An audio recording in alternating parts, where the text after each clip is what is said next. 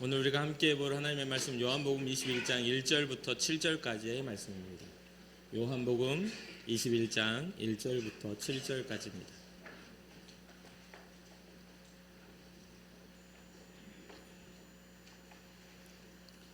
우리 한 절 한 절 교독하고 마지막 절 함께 읽겠습니다. 그 후에 예수께서 디베리아 호수에서 또 제자들에게 자기를 나타내셨으니 나타내신 일은 이러하니라.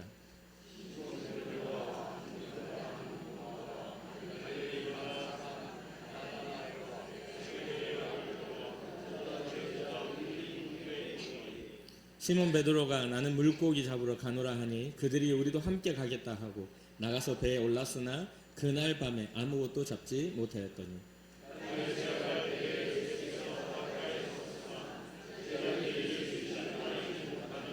예수께서 이르시되 얘들아 너희에게 고기가 있느냐 대답하되 없나이다.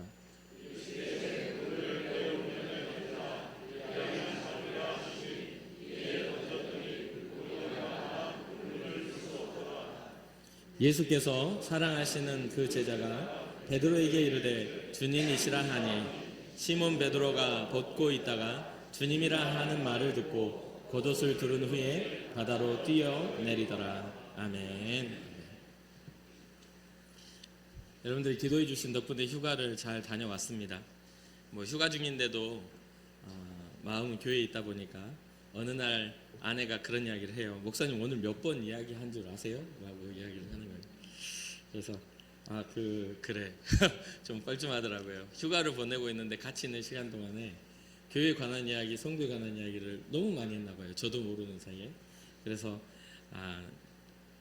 그런 이야기를 했는데 아내의 이야기 나중에 들어보니까 좀 생각을 좀 내려놓고 좀 쉬라는 뜻에서 그런 이야기를 했다라고 이제 이야기를 하더라고요. 그런데도 이제 불을 끄고 잠을 자려는데 이런 생각이 좀 들었습니다.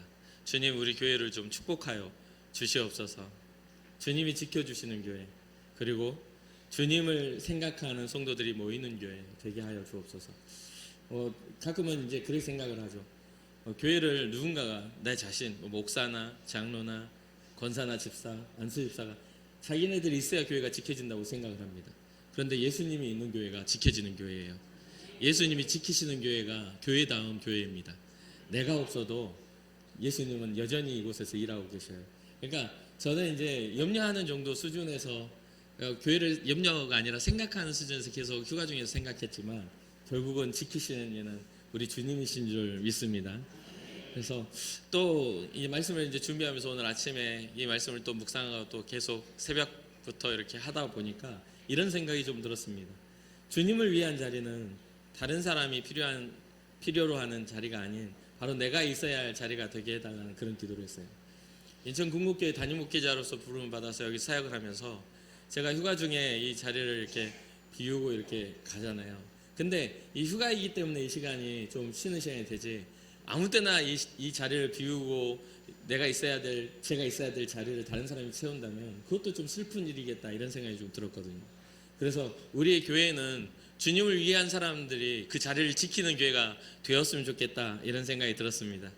여러분들이 주님을 향한 사랑을, 주님을 향한 그런 열정을 누군가 대신 할 거라고 기대하고 맡기지 마시고 여러분들의 삶에 주님 제가 있어야 될 자리에 여기에 오니 저를 통해 영광 받으시옵소서 할 수 있는 그런 신앙의 고백이 있기를 주님으로 축복합니다. 그날 이후로도 이제 여전히 생각이 가득했죠. 교회에 대한 생각, 또 목회에 대한 생각, 성도들의 생각으로 가득했지만 별로 말하지 않았어요. 그 이후로는 말을 안 했습니다. 이유는 뭐냐면 그래도 주님은 마음을 아시는 분이시기 때문에 우리가 말하지 않아도 주님은 다 알고 계시는 분이시기 때문에 믿고 맡겼습니다. 여전히 휴가 갔다 와 보니까 여전히 여러분들이 여전하시네요. 제가 없다고 특별히 더 슬퍼지거나 괴로운 일 당한 분은 없죠? 거 봐요. 별일 안 생기잖아요. 그러니까 목사님 휴가 갔다고 어떻게 섭섭해 많이 하지 마시고 주님과 동행하시기를 주님으로 축복합니다. 내년에도 또 휴가는 또 돌아오거든요. 내후년 또 돌아오고요. 그러니까 그렇게 되는데 그때까지 우리가 또 열심을 다해서 자리를 지키는 것도 주님 앞에서 성실함이고 충성됨이라고 생각합니다. 너무 감사해요. 오늘 본문은 예수님이 디베랴 바다에서 제자들에게 자신을 세 번째로 드러내서 나타내는 그러한 장면을 다루고 있습니다. 디베랴 바다와 동일한 이름은 갈릴리우스, 갈릴리 바다라고도 이야기를 하죠. 대다수의 제자들과 고향이 갈릴리 지역이었어요. 오늘 본문에 보면 갈릴리 지역 사람들입니다. 그래서 또 이 갈릴리 지역에서 주님께 부름을 받은 제자들이 거기에 섞여 있죠.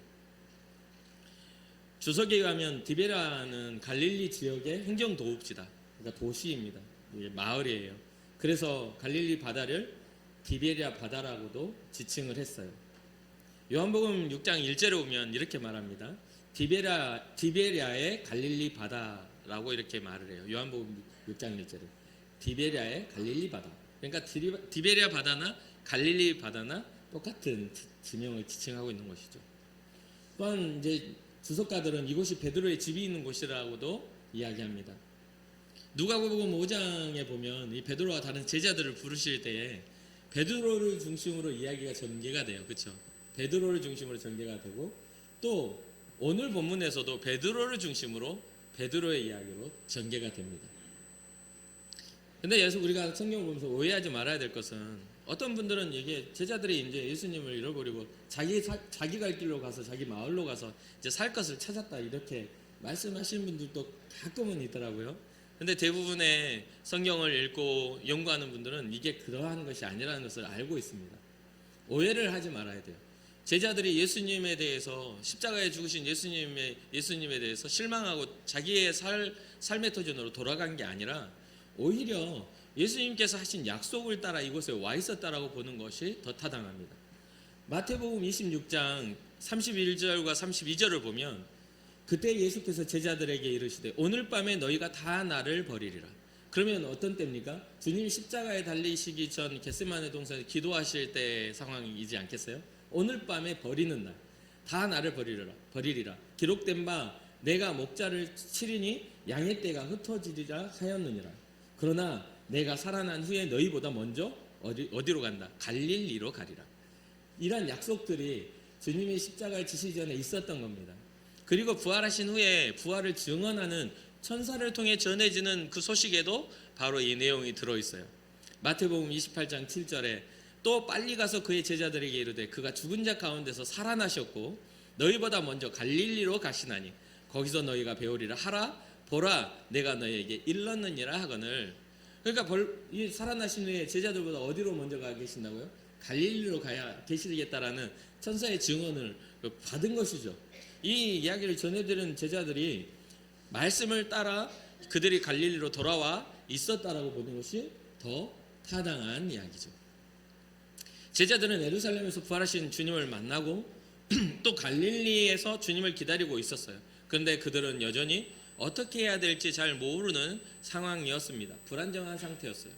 주님을 갈릴리로 딱 도착하면 만날 줄 알았는데 갈릴리 디베랴 마을에 들어가는 길목에 서서 왔어 하고 반겨줄 줄 알았는데 와봤는데 주님을 만나지 못한 상황인 거예요. 그러니까 뭐를 할 수 있는 상황이 아닌 것이죠.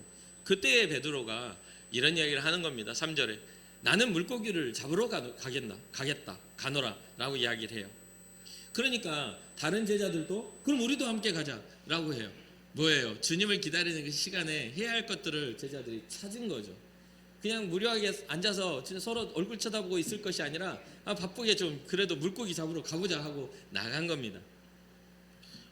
어떤 큰 뜻이 있어서 생업을 이어가기 위해서 내일 먹고 살 것을 위해서 나가는 것으로 기록되어 있지 않아요. 그냥 주님이 계시는 갈릴리로 와서 제자들이 그냥 베드로의 말에 따라서 그냥 따라간 겁니다. 여기에서 이제 베드로의 이야기라는 것은 베드로의 말에 제자들이 호응을 하죠. 베드로의 그러한 어떤 결정에 제자들이 따라가요. 여기서는 무엇을 뜻하냐면 베드로의 리더십이 영향력 있게 다른 제자들에게 미치고 있었다는 뜻이기도 해요. 가만히 이렇게 있는 것 자체에서 나는 물고기 잡으러 갈래. 그럼 나도 같이 가요. 우리도 같이 가요 하고 나오고 있는 상태죠. 그런데 공교롭게도 이 어부 출신인 이 사람들이 모여 있잖아요. 세베대의 아들들도 야고보와 요한도 있는 거고, 그렇죠? 베드로도 어부요. 세베대의 아들들도 어부입니다. 그리고 다른 제자들에 대해서도 저희 추측해 볼 수가 있어요. 그러니까 물고기를 잘 잡는 사람들이 모여 있음에도 불구하고 날이 새어가면서 바닷가에서 그물질을 했는데 잡혔어요, 안 잡혔어요? 잡히지 않았어요. 그래서 그런 상황들이 되면서 이제 날이 어슴푸른하게 이제 새어가고 있는 겁니다. 아침이 밝아오고 있어요. 그런데 그때 예수님께서 물으시죠. 얘들아, 너희에게 고기가 있느냐라고 물어요. 근데 여기 보면 전제되는 게 있어요. 어렴풋이 있는데 예수님이 그 갈릴리 바닷가에 이렇게 있는데 제자들이 예수님을 알아보지 못했다라고 이야기가 나와요. 그 말은즉 사람의 시각과 사람의 눈으로는 그 어두움을 꿰뚫고 주님을 알아보기는 쉽지 않은 것이죠. 그러니까 우리에게는 그런 어떤 상황들이 있는 거예요. 어떤 사람들은 막 하늘의 뭐 비밀도 꿰뚫을 것처럼 이야기하는 그런 뭐 은사를 주시는 그런 사람도 있지만 그런 것들이 계속 이어지기는 좀 어렵더라고요. 그런데 한 번 응답을 받은 사람이 계속 응답을 받는 것처럼 이야기하는 경우들이 생겨나는 것을 저는 어렸을 때부터 좀 많이 봤어요. 한번 강력한 성령의 체험을 한 사람이 뭔가 정말 자기 이야기는 절대 진리인 것 마냥 막 이야기를 계속 하는 것이죠. 자기 한 번의 그런 경험을 통해서 계속 그런 것들을 하는 것이죠. 근데 여기서 우리가 봐야 될 것은 물고기 잡는 어부인 전문가임에도 불구하고 물고기를 잡지 못할 때가 생겨요. 그게 우리의 인생의 문제이기도 합니다. 지금 제자들이 7명이 모여 있는데도 물고기를 못 잡았어요. 그러면 이 물질을 할 때, 그물을 던질 때 오른쪽에 던져보고 왼쪽에 던져보고 앞으로도 던져보고 뒤에도 던져보고 방향을 틀어서도 던져보고 사방을 안 던져봤겠습니까? 고기를 잡는데 한 곳에서만 계속 거기서 계속 물질을 그물을 거기다만 계속 던지겠어요? 그렇지 않죠. 전문가이기 때문에 잘 나올 것들을 계속 찾아다니면서 분명히 그물을 내렸을 겁니다. 그런데도 어떻게 했다? 고기가 없다. 예수님이 물어보시는 그 질문, 얘들아 너희에게 고기가 있느냐? 근데 그 질문에 대한 답이 어떻게 되어 있어요? 잡지 못했기에 정해져 있어요. 없습니다라고요. 단순한 질문과 정해져 있는 뻔한 답입니다. 그런데 이 안에는 많은 감정적 의미가 담겨 있어요. 왜 그럴까요? 그것은 바로 누가복음 5장에 시몬을 부르는 그때와 이 상황이 너무나 많이 비슷하기 때문입니다. 처음 부름을 받았을 때와 예수님을 부인하고 예수님을 떠났던 시몬을 다시 부르시는 이 상황이 너무나 비슷한 상황이 연출이 돼요. 이때 예수님께서 말씀하시죠. 오늘 본문에 여기에서 말씀하죠. 아주 중요한 말씀이에요. 예수님 말씀에 함께 보실까요? 6절입니다. 이르시되 그물을 배 오른편에 던지라. 그리하면 잡으리라 하시니 이에 던졌더니 물고기가 많아 그물을 들 수 없더라. 누가복음 5장에서도 물고기가 너무 많아서 그물이 찢어질 지경에 이르렀다라 할 만큼 물고기 많이 잡혔죠. 똑같이 지금 그물을 배 오른편에 던지라는 말. 이 누가복음 5장에는 깊은 곳에 가서 그물을 내리라, 그물을 내려 고기를 잡으라 이렇게 이야기를 해요. 오른편과 깊은 물이라는 그러한 것이 있어요. 방금 말씀드렸다시피 누가복음 5장에 나타났을 때 그때도 정말 수고로이 그물을 내리고 했을 때 이들은 어부고 평생을 어부로 살아왔는데 어디에 그물을 내려야 물고기가 많이 잡힌지 몰랐을까요? 알았어요. 그런데 이때 당시 주석가들은 깊은 물에는 이러한 물고기가 잡히지 않는다라는 그런 주석들을 많이 달아놨더라고요. 그 베드로 물고기, 이스라엘 물고기의 어떤 특징으로 봤을 때예요. 그런데 여기에 이제 누가복음 5장에 이렇게 베드로가 대답합니다. 시몬이 대답하여 이르되, 시몬이 주님의 제자가 되기 이전에 베드로입니다. 똑같은 사람이에요.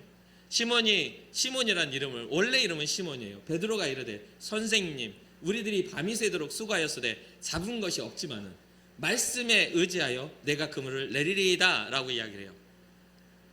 여기서는 두 가지 포인트가 있습니다. 첫 번째는 뭐냐면 선생님이라는 단어예요. 주님을 구주로 자기의 구원자로 만나지 못한 시몬은요 이스라엘의 랍비로서 예수님을 대면했습니다. 특별한 사람, 주님이 보내신 선지자 수준으로요. 그래서 선생님이라고 말을 합니다. 그런데 오늘 본문에서 그들에게 예수님 말씀하셨을 때 그물을 배 오른편에 던지라 하셨을 때 많은 물고기가 딱 걸렸을 때 7절에 이러한 고백이 나옵니다. 예수께서 사랑하시는 그 제자가 베드로에게 이르되 주님이시라. 선생님과 주님은 전혀 다른 단어입니다. 선생님은 뭔가 따라 살아야 하고 가르침을 가르쳤을 때 배워야 하는 정도지만 주님은 주권을 맡겨드린 존재예요. 그러니까 주님이시라는 단어가 된 거예요. 왜요? 이때는 부활하신 예수 그리스도이시기 때문입니다.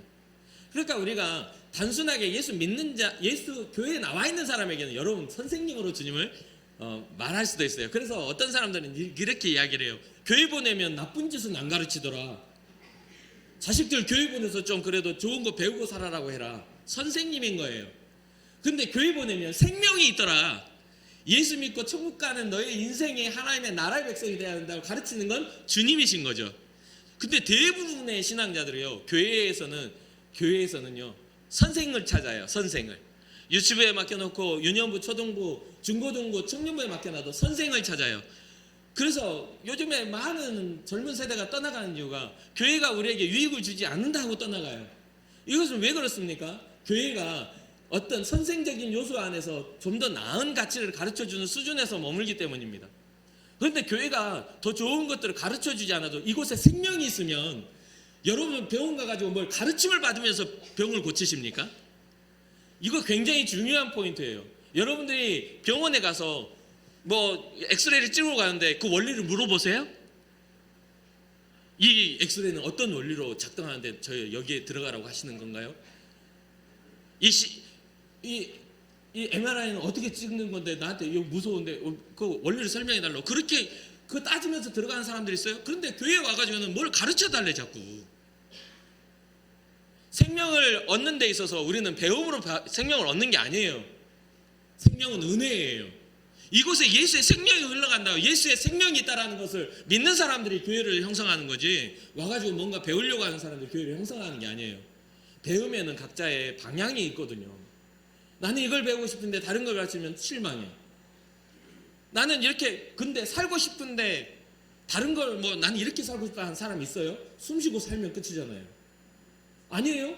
사는데 뭐 방법이 필요합니까? 안 아프고 건강하게 사는 것이면 되는 거 아니에요? 그런데 우리는 자꾸만 방법을 이야기해요. 예수 믿으면 잘 된다 하더라. 예수 믿으면 복 받는다 하더라. 뭔가 예수 믿어서 얻는 생명보다도 더 내 삶에 필요한 것들을 채우려고 든다는 거죠. 지금 현재 이런 상황들이 우리에게 아주 자연스럽게 자리 잡고 있는 거 아닙니까? 생명의 주님이 이전에는 선생님이 되었다가 부활하신 예수 그리스도를 만난 후에는 주님이 되시는 그런 변화가 우리 가운데 일어나야 될 줄 믿습니다. 그리고 또 하나는 뭐냐면요, 선생님일 때도 선지자라고 생각하니까 말씀에 의지하여 내가 그물을 내립니다. 내 경험에 의지하는 게 아니라 주님의 말씀에 의지하여 불가능했던 일들을 도전합니다라고 말하는 겁니다. 그런데 우리는 어떤 대부분의 사람들이 어떻게 되는지 알아요? 나는 말씀을 의지하는 게 아니라 내 경험을 의지합니다라고 말을 해요. 그래서 제가 다니는 교회에 여러 가지 어떤 상황 속에서 교회를 부흥시킬 때 항상 제일 힘들었던 게 아이들이 아니에요. 이제껏 다 해봤다는 어른들이었어요. 우리가 그것도 해보고 저것도 해보고 이것도 해보고 저것도 해봤다고. 그런데 안 됐다고 라고 이야기를 해요. 어제 시도해서 안 되면 안 되는 겁니까? 여러분 공부하는데 여러분들이 아이들에게 공부를 시킬 때 이번에 70점밖에 안 맞았으니까 다음번에 너는 70점 인생이야 라고 가르칩니까? 아니잖아요. 오늘 안 됐지만 오늘 성실하게 살면 이 다음은 100점 맞을 수 있어. 너의 성실함, 그러니까 공부는 결과가 아니라 태도란 말이에요. 우리의 신앙도 마찬가지입니다. 한 번 찍어서 우리 맨날 하는 말이에요. 10번 찍어 안 넘어간 나무 없다는 이야기를 하죠, 속담에. 근데 우리는 한 번 찍어서 안 되는 것들이 우리의 삶에 실패로 자리 잡는, 교회가 항상 실패감으로 자리 잡고 있더라는 거죠. 주의 말씀을 의지하여서 이제껏 내가 이런 방법들을 쓰고 오른편에도 던져보고 왼편에도 던져보고 앞으로도 던져보고 뒤에도 던져보고 방향을 틀어서도 던져봤는데 안 됐지만 주의 말씀을 의지해서 내가 한번 내려보겠습니다라는 믿음이 우리 가운데 있어야 되는데 우리는 날마다 기도해봐도 안 되더라, 같이 연합해가지고 합심해서 해봐도 안 되더라. 그거 안 되는 일이 한두 가지입니까? 꼭 왜 믿음으로만 안 되는 것이 그렇게 강조되는지 모르겠어요. 우리는 안 되는 일이 많아요. 안 되는 일이 너무 많습니다. 여러분 안 되는 일을 한번 생각해 보세요. 키 작은 사람은 키 크는 거 절대 안 돼요. 그렇잖아요. 이미 작게 결정이 돼서 성장이 멈추면요, 그 다음에 키 커지는 것은 뭐 특별하게 뭐 이렇게 발바닥에다 쇠를 바꾸는지 해야 그렇게 되는 거 아닙니까? 안 돼요. 그것뿐이겠어요? 우리의 마음에 이미 어떤 컴플렉스로 자리 잡고 있고 스스로가 자기 삶을 극복하지 못하는 우울증이 자리 잡으면 스스로는 잘 안 돼요. 하나님의 역사와 능력이 나타나야 하고 누군가의 정말 따뜻한 사람의 위로가 나타나야 하고 상처를 줬던 것에 회복이 일어나야 하더라는 거예요. 스스로는 그게 잘 극복이 안 되더라는 거죠. 물론 혼자서도 극복한 사람이 있을 수도 있겠지만 불가능한 일들이 세상에 존재하더라는 이야기예요. 오늘 본문의 이 제자들도 마찬가지입니다. 나는 어부지만 잡지 못한 물고기는 이미 결과예요. 그러나 오른편으로 던지라고 했을 때 이들이 들었던 그 음성은 과연 무엇일까요? 예수님께서 그물을 배 오른편에 던지라 했을 때 이들은 말씀에 의지하여라는 그 증언이 필요 없이 의심 없이 던졌어요. 배 오른편에 던지라. 의심 없이 던졌어요. 그리고 그물이 정말 찢어질 만큼 무거운 많은 물고기가 잡히게 됩니다. 여기서 우리의 이 말씀을 통해 우리는 몇 가지를 우리가 바라보고 우리 스스로가 신앙적인 정리를 해야 돼요. 첫 번째, 우리는 말씀에 순종할 준비가 되어 있는가? 우리의 경험을 내려놓고 주님이 말씀하시면 그물을 던질 준비가 되어 있는가? 그물을 던지지 않으면 기적은 일어나지 않아요. 여러분 삶 속에 인생에 있어서 기적을 경험해보지 못했다? 그것은 믿음으로 그물을 던져본 적이 없기 때문에 그래요. 믿음으로 그물을 던져야만 기적의 현장은 우리의 열매가 되는 겁니다. 계속 안 된다, 못한다, 이건 못해, 자기의 생각으로 가득 차 있으면 할 수가 없어요. 순종의 결과는 밤새 잡지 못했던 물고기가 심히 많이 잡히게 되는 결과를 가져옵니다. 우리가 잘 알고 있는 153마리의 물고기죠. 베드로 물고기의 153이라고 어디 그 볼펜에 있잖아요. 사람들이 그것을 하나의 그런 축복과 부의 상징으로 사용을 하죠. 이 또한 이 물고기의 숫자는요, 왜 이 물고기의 숫자는 이 그물이 감당하지 못할 숫자임을 우리 본문을 계속 읽어가다 보면 알 수가 있어요. 그물이 찢어지지 않았다라는 그 증언은 뭐냐면 분명히 그물이 찢어져야 할 만큼 많이 잡혔는데 그물이 찢어지지 않았다는 말이에요. 무슨 뜻인지 이해가 되시죠? 너무 많이 잡혀가지고 찢어져야만 하는데 안 찢어졌다. 그 말은 뭐냐면요, 순종의 결과는 우리가 감당할 수 없는 복이 와도 찢어지지 않는 그물과 함께 온다는 거죠. 우리의 그릇은 조금만밖에 안 돼. 이게 줘봤자 많이 받지도 못해. 그런데도 너무 많이 줬는데도 흘리지 않고 받을 수 있는 은혜도 함께 주신다는 겁니다. 사랑하는 성도 여러분, 여러분들 인생에 믿음으로 그러한 복을 누리시기를 주님 여러분 축복합니다. 자, 그러면 오늘 아주 핵심적인 단어, 배 오른편에 던지라라고 지금 말씀하세요. 오른편. 왜 하필이면 오른편일까? 왼편도 있고 앞쪽도 있고 뒤편도 있고, 뭐 처음 주님 만났을 때처럼 깊은 곳에 가서 던지라고 해도 될 텐데, 그렇죠? 성 경험이 있으니까 이번에도 깊은 곳에 가서 던져라고 해도 될 텐데 왜 주님은 오른편이라는 그러한 단어를 쓰셨을까요? 이것을 조금 더 깊이 생각해보고 말씀을 찾아보면 이 오른편의 의미가 무엇인지 우리는 발견할 수가 있습니다.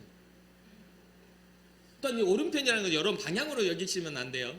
단순한 방향으로 여기시면 안 돼요. 왜냐하면 여러분, 제가 오른손을 들면 여러분은 어느 편이죠? 왼편이죠. 여러분 바라봤을 때 왼편이잖아요. 그럼 제가 이렇게 옆으로 서서 오른손을 들면요, 여러분 앞이죠. 그럼 이렇게 서서 이렇게 들면요, 같은 오른편이죠. 이 말은 뭐냐면 주님의 편에 서라는 겁니다. 주님의 편에 서야 오른쪽이 인지가 되는 거예요. 주님과 반대로 서서 오른손을 들면 주님의 반대손을 드는 거예요. 무슨 뜻인지 이해가 되세요? 주님이 말씀하시는 그 오른편은 주님의 편. 정말 옳은 생각, 옳은 편이에요. 옳은 생각, 옳은 삶, 옳은 방향.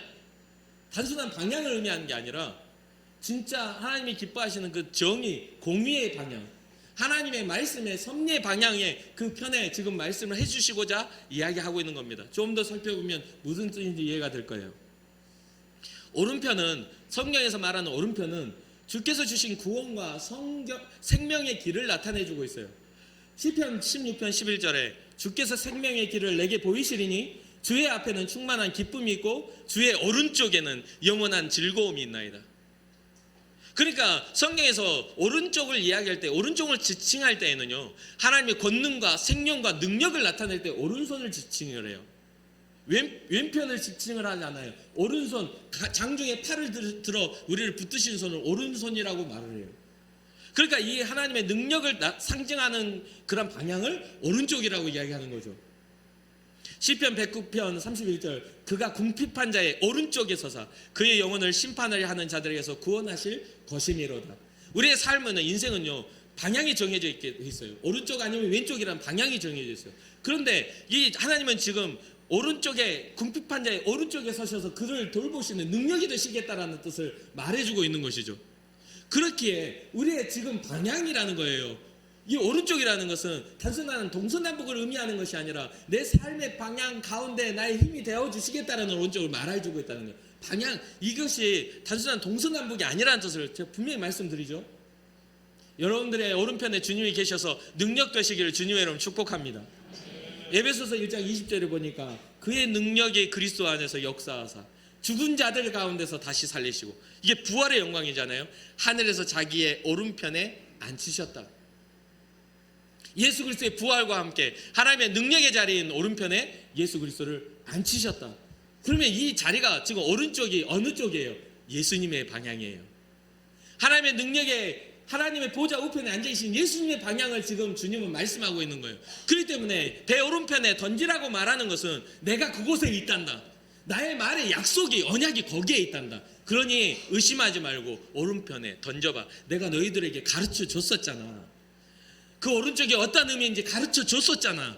그러니까 배 오른쪽으로 던져라고 하면서 마태복음 25장 31절 31절부터 33절까지의 주님 십자가를 지시기 전에 가르치셨던 내용이 기록되어 있습니다. 인자가 자기 영광으로 모든 천사와 함께 올 때에 자기 영광의 보좌에 앉으리니 모든 민족을 그 앞에 모으고 각각 구분하기를 목자가 양과 염소를 구분하는 것 같이 하여 양은 그 오른편에 염소는 왼편에 두리라. 주님이 다시 인자가 예수님이 심판해 주러 오실 때에 양은 오른편에 염소는 거역하는 자들은 왼편에 두겠다라는 거예요. 그러니까 이것은 이 오른편이라는 방향은 뭐냐면 하나님이 인정하시는 옳은 길을 걷는 자들, 정직한 길을 걷는 자들을 그런 지칭하는 그런 방향이기도 합니다. 예수 그리스도가 함께 하시다라는 그런 약속의 방향이기도 해요. 우리는 어디에 서야 하냐면 양의 자리에 오른편에 서야 된다는 거예요. 그러려면 어떻게 해야 돼요? 아까 말씀드렸다시피 주님의 편에 서셔야 한다고요. 사람들의 생각과 사람들의 그런 어떤 의지의 편에 서면 예수님 십자가에 못 박는 자리에 서는 것이에요. 그러나 하나님의 편에 서면 주님과 함께 십자가에 달리는 그런 고난 가운데 우리는 설 수밖에 없는 것이죠. 세상이 교회를 비난합니까? 그럼 같이 비난하고 앉아있지 말고 주님의 편에 서서 그 비난을 감수하고 함께 제자되어 자기를 부인하고 자기 십자가를 지고 주님을 따라갈 수 있는 그러한 우리의 신앙이 되어야 되지 않겠습니까? 주님은 지금 상실한 자들, 정말 부활 이후에 다시 회복하시려는 그 베드로에게 그것을 가르쳐주고 계시는 거죠. 두 번째는 무엇입니까? 오른편은 예수님이 앉으신 권능의 자리라고 이야기해주고 있어요. 마태복음 26장 64절을 보니까 예수께서 이르시되 네가 말하였느니라. 그러나 내가 너희에게 이르노니 이후에 인자가 권능의 우편에 앉아있는 것과 하늘 구름을 타고 오는 것을 너희가 보리라. 주님이 어디에 앉아있다고요? 권능의 우편에 앉아 계시다라고 말하고 있어요. 사도행전 7장 55절부터 56절을 보면 스데반이 성령이 충만하여 하늘을 우러러 주목하여 하나님 영광과 및 예수께서 하나님 우편에 서신 것을 보고 하나님의 우편에 서신 것을 보고 말하되 보라 하늘이 열리고 인자가 예수님이 하나님 우편에 서신 것을 보노라 라는 증언을 했다는 거죠. 근데 여기서 또 생각하는 게 뭔 줄 알아요? 스데반은 죽음의 위기 앞에 딱 쳐다볼 때에 주님의 방향을 봤을까요? 여러분들이 저를 바라보면 제 오른손 들면 뭐라고 했어요? 왼쪽이라고 했잖아요.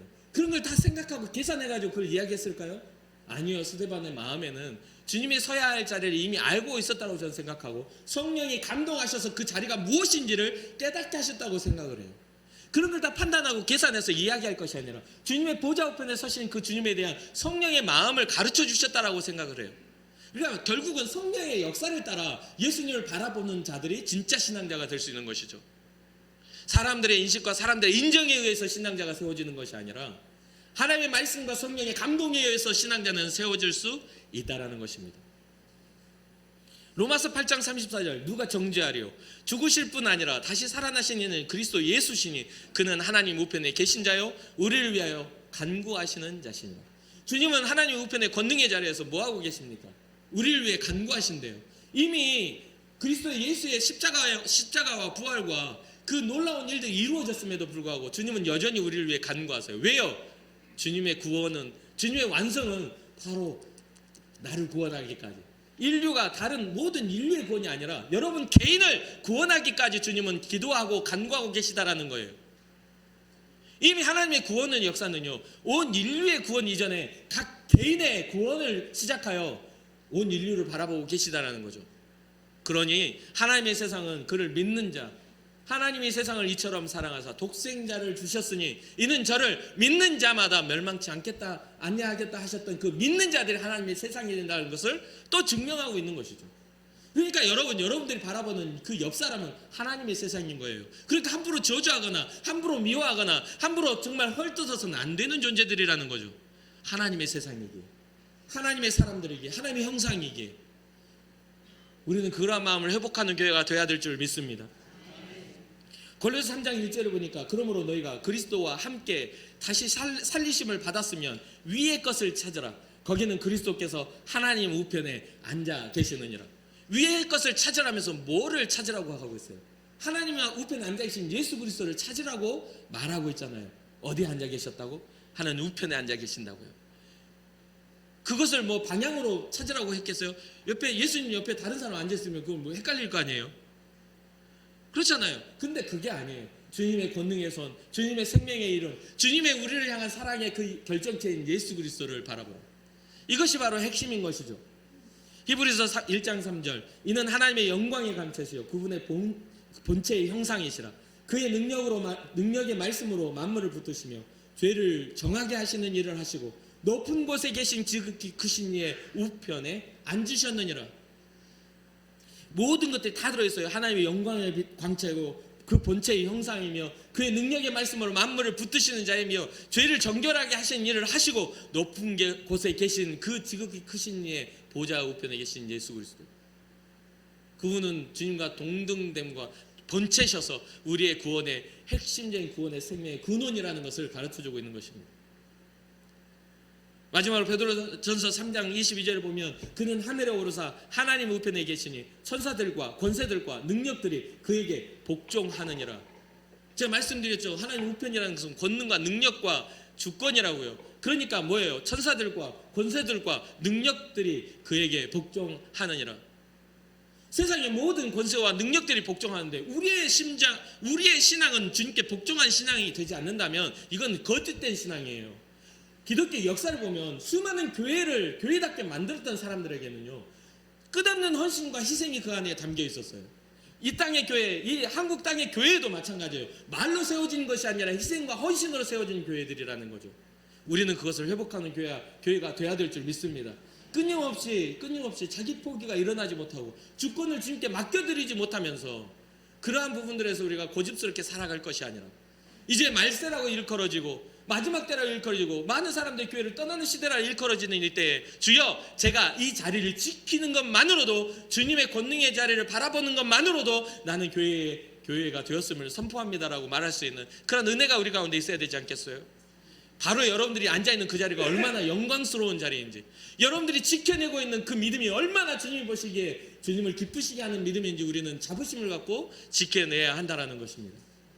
사랑하는 성도 여러분, 배 오른편에 던지라는 말씀에 순종으로 그물을 던졌던 그 제자들에게 어떠한 일이 일어나요? 너무 많은 물고기가 잡힙니다.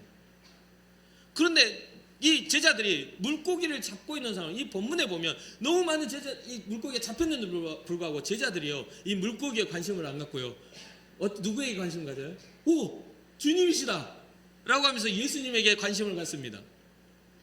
우리는 기도할 때요, 주님 앞에 기도하는 사람들 중에 많은, 오랫동안 제가 신앙생활 하면서 오랫동안 또 목회자로 살면서 목사님 저 위에서 기도해 주세요라고 찾아와가지고 기도 부탁하시는 사람들 중에 제가 이 일을 통하여 주님을 만나겠습니다라고 말하는 사람은 못 봤다 하면 거짓말이고 몇 명 못 봤어요.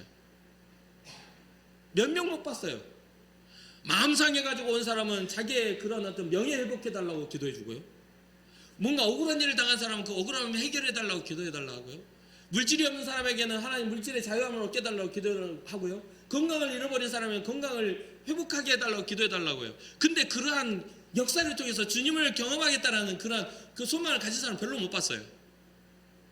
여러분들의 기도의 수준이 가득 잡혀있는 물고기에 꽂혀있지 않기를 주님의 이름으로 축복합니다. 그래가지고 이 성경을 해석할 때에도 이 제자들이 진정으로 바라보며 기뻐했던 그 예수님을 잃어버리고 1호산 물고기에 꽂혀가지고 그것이 축복이라고. 주님이 말씀한 대로 순종했더니 1호산 물고기의 축복. 그 지금 주님 말씀하시는 것이 153마리의 물고기 잡으라고 너희들의 인생의 가치는 153마리의 물고기라고 지금 말씀하고 계십니까? 전혀 아니에요. 성경은 그렇게 기록하고 있지 않아요. 제자의 반응도, 베드로의 반응도 그렇게 하고 있지 않아요. 그 물고기 몇 마리 잡혔는지 신경도 안 쓰고 어떻게 해요? 물에 뛰어들어요. 주님이시라는 말을 듣고 물에 뛰어들어요. 아니에요. 저는 이 말씀을 읽고 정말 많이 성경을 읽다가 이 말씀을 읽을 때마다 고민하는 게 뭔지 알아요? 그냥 너 죽고 하면 더 빨리 갈 텐데 뭐 하라고. 그렇잖아요. 7명의 제자들이 주님이다 노조 보자고 호 하고 가면 물고기도 다 버리고 가면은 될 텐데 배가 더 빨라야 배잖아요. 근데 왜 베드로는 그랬을까? 그가 베드로가 가지고 있는 예수님에 대한 간절한 마음 아니겠어요? 몇 마리 잡혔는지 얼마나 뭐 좋은 효과가 있는지 그거는 관심이 없어. 주님이 오셨다라는 것에 베드로는 온 마음이 꽂힌 거예요. 우리의 신앙이 그렇게 돼야 될 줄 믿습니다. 주님 앞에서 주님 만나는 것이 가장 행복이라고 생각하고 신앙생활을 해야 되는데 우리 앞에 가로막고 있는 다른 주님보다 더 중요한 문제들이 막 있으니까 보물이 주님이 아니라 이 문제가 보물이야. 그래서 대부분 사람들이 문제 왜 해결이 안 되는 줄 아세요? 그 문제를 보물처럼 붙잡고 있으니까 해결이 안 되지. 그렇잖아요. 그 문제를 해결하신 주님 앞에 초점을 맞추고 그분께 문제를 내어드려야 되는데 아니 이거는 이 문제가 해결되면 내 인생이 바뀐다고 생각을 해요. 이 문제가 해결되면 내 인생이 바뀐대요. 물질의 문제가 해결되면 모든 사람이 행복한 줄 알아요. 근데 세상 사는 사람들이 돈이 많다고 다 행복할까요? 건강의 문제가 해결되면 내 인생이 행복할 것 같아요. 그러면 건강이 해결되면 우리는 안 늙어가요? 우리는 안 죽습니까? 해결되는 게 아니에요. 잠시 잠깐 임시 방편일 뿐이에요. 모든 세상의 문제는. 그러나 영원하신 예수 그리스도를 만나는 순간 우리의 인생의 문제는요 죽음이 다시 시작이 되는 그러한 놀라운 일들이 일어난다는 것을 잊지 마시기 바랍니다. 그러니까 이 땅의 것들만 바라보다가 이 땅의 문제만 끌어안고 살다가 우리의 인생에 있어서 괴로움 속에서 우울해하지 말고 그 문제보다 더 크신 예수 그리스도를 바라보며 참 평안을 얻으시길 주님의 이름으로 축복합니다. 그렇게 해서 가는데 베드로가 이 그냥 이때 당시에는 문화적으로 이 고기를 잡는 사람들이 그물에 자꾸 옷이 걸리거나 그런 것 때문에 이 주석을 보니까 그 옷을 그 대부분 벗고 위통을 벗어 제치고 막 이렇게 뭐 걸리지 않도록 다 동여 매고 이렇게 물고기를 잡았대요. 근데 베드로가 확 뛰어든 게 아니라 겉옷을 두른 후에 탁 뛰어들어요. 왜 그랬죠? 반가운 마음에 막 허겁지겁 뛰어드는데 겉옷을 이렇게 딱 정장으로 입고 뛰어든 게 아니라 그냥 원어적으로 보면 허리에 확 둘러매고 그냥 확 뛰어들어요. 그래가지고 막 가서 주님을 만나 뵐 때는 둘러맸던 것을 다시 입고 나아갔겠죠. 그래서 뭐냐면 주님을 만나는 자기의 주인을 만나는데 베드로는 급한 마음에서도 주님을 향한 경외가 있었다라는 거예요. 주님을 만나고자 하는 그의 자세가 있었다라는 거죠. 그래서 베드로는 그렇게 하면서 무엇으로 그 옷을 하냐면 그의 간절함과 믿음과 순종으로 그 겉옷을 준비했다라고 봐야 돼요. 그래서 성도들의 그 세마포는요 그들의 순종입니다. 그들의 믿음이에요. 우리가 믿음으로 주님 오실 날들을 기대하고 주님을 만날 날들을 준비하며 살아가야만 예비된 예복을 입을 수가 있는 거죠. 하나님 나라의 잔치에 우리가 초대가 되어서 들어가려고 하는데 예복이 준비되어 있지 않으면 어떻게 되겠어요? 우리의 믿음이 준비되어 있지 않고 주님을 향한 사랑과 간절함이 준비되어 있지 않으면 어떻게 되겠냐는 거예요. 거절당하는 겁니다. 너는 준비가 되지 않았구나. 너는 믿음이 없구나. 너는 순종이 없었구나. 너는 내가 말씀하였던 그 말씀에 대한 그런 삶의 그 근거가 없구나. 그럼 너에게는 생명의 예수 그리스도가 없구나라고 주님 말씀하지 않겠습니까? 사랑하는 성도 여러분, 주님을 발견하시는 그 순간 정말 여러분들의 삶이 주님 앞에 준비되어진 예복이 있기를 주님의 이름으로 축복합니다. 이후에 주님을 이렇게 만났는데 이 이야기의 쭉 내용이 베드로 중심이라고 했잖아요. 아침을 먹고 베드로에게 예수님께서 말씀하시죠. 이 21장을 쭉 읽어보면 시몬의 아들 요한의 아들 시몬아 네가 다른 사람들보다 나를 더 사랑하느냐? 그런 질문을 3번이나 해요. 근데 이 베드로는 어떤 사람이죠? 외부에 다른 사람의 그런 말에 굉장히 영향을 받는 사람이에요. 그래서 다른 사람의 영향을 받아서 분위기와 상황과 사람들의 말에 영향을 받아서 주님이 고난당할 때에도 네가 제자지 했을 때 저주하며 3번이나 저주하며 3번이나 부인하고 끝에는 저주하며 주님을 떠났던 사람이라 이거예요. 그러니까 주님이 물어보는 거죠. 네가 다른 사람들보다 여기 네가 살아가는 만나는 이 사람들보다 나를 더 사랑하느냐? 라고 묻습니다. 너의 인생의 주체가 내가 됨을 너는 믿느냐라고요. 베드로는 내가 주님을 사랑합니다라는 고백을 합니다. 그리고요, 베드로전서 1장 8절에 베드로가 이제 자기의 인생과 사명을 거의 다 마무리될 때쯤 이 베드로 전후서를 썼다고 이야기를 해요. 근데 베드로전서 1장 8절에 이런 이야기를 해요. 예수를 너희가 보지 못하였으나 사랑하는도다. 이제도 보지 못하나 믿고 말할 수 없는 영광스러운 즐거움으로 기뻐하니. 여러분 예수 그리스도를 바라보지 못했지만 사랑하시기를 주님의 이름으로 축복합니다. 이 인천 궁곡교회가 예수 그리스도의 생명이 흘러가 여러분의 삶을 기쁘게 만들고 영원한 구원을 받게 만드는 믿음의 교회가 되기를 주님의 이름으로 축복합니다. 우리도 이 베드로와의 고백과 같은 그러한 삶으로서 어울리는 삶을 살아가기를 주님의 이름으로 축복합니다. 우리도 주님을 보지 못했어요. 저도 아직 주님을 보지 못했습니다. 그러나 깊이 사랑합니다. 주님이 제 인생에 찾아오셔서 저를 위해 저의 죄의 모든 죄와 허물, 제 안에 있는 그 사악한 마음들까지도 다 용서하시기 위하여 십자가 지셨다는 걸 좀 믿어요. 그러니 이제껏 살아왔던 삶의 방식들을 다 내려놓고 예수님의 말씀에 순종하는 삶을 사는 여러분과 제가 되기를 주님으로 축복합니다. 우리도 베드로와 같이 생업의 풍성함보다 더 복의 근원 되시는 예수 그리스도를 바라봐야 될 줄로 믿습니다. 그분을 만나기 위해 허리에 겉옷을 두르고 물에 뛰어들 수 있는 그런 열정이 있기를 바라봅니다. 또한 완벽한 모습이 되지 않더라도 주님 앞에 서기 위한 겉옷, 예복을 준비할 수 있는 그러한 믿음의 사람이 여러분과 제가 되기를 바라봅니다. 사랑하는 성도 여러분, 오늘 우리에게 주신 베드로를 통한 말씀의 그런 핵심을 통해서 우리의 삶의 문제가 단순히 눈에 보이는 물고기가 많이 잡히고 안 잡히고의 문제가 아닌 그곳에 예수님이 있다는 것을 발견하시기 위하여 주님은 기적을 행하신다는 걸 잊지 마시고 여러분 삶에 주님을 발견할 수 있는 귀한 기적들이 간증할 수 있고 주님 살아계시다라고 말할 수 있는 귀한 간증들이 더 많아지시기를 주님의 이름으로 축복합니다. 우리 찬양 부르며 성찬 예식 거행하도록 하겠습니다.